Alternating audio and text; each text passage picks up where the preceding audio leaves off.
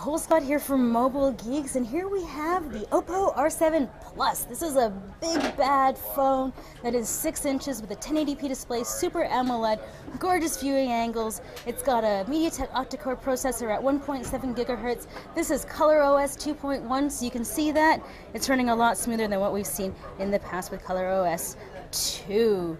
Now, let's get into the really cool details about this phone. We've got a nice thick bezel here, or thin bezel. It's a very thin bezel. We've got an 8 megapixel camera here on the front, but on the back, there's a lot of cool stuff going on. So you can see we have a fingerprint sensor, and Oppo makes one of the best fingerprint sensors in the market, because you can like put your finger on any which way on like quarter of your finger and it'll open. Now, we have the two-tone flash, 13 megapixel shooter, and then right beside there, what's that? That's a little laser autofocus action. Now, Oppo is really trying to eliminate blurry photos from your life. So, this photo, or this camera, okay, actually let's just open this, go in.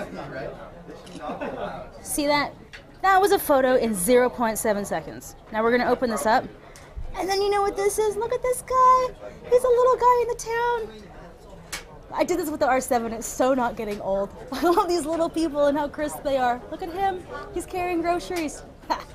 Okay, I gotta say, totally impressed with this camera. Oh look, there's Sean. Also people, looking quite good.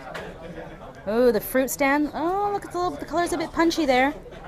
Ooh, yeah, a little bit punchy. But it is a bright, sunny, beautiful day. And you know what? It's not lying. We have blue sky here in Beijing. But overall, I think that we've got a really impressive camera on here. Look at that apple. Look at the stem on that apple. And look how small that apple is. I gotta say, Oppo's done a really great job with this camera. Now, the phone is actually possibly going to be getting a little bit thinner.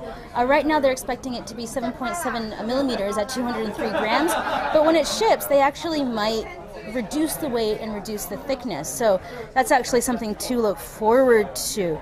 But overall, I have to say I'm a big fan of the Oppo R7 Plus, especially since this comes with a 4,100 milliampere battery. So that is almost a third larger than what we've got with the iPhone 6. So it also comes, actually I didn't even walk around the device. This here, if we can look inside, it supports Oppo's quick charge. So we'll be able to get 2 hours of talk time in 2 minutes, or like 30 or 75% charge in 30 minutes of charging, something along those lines.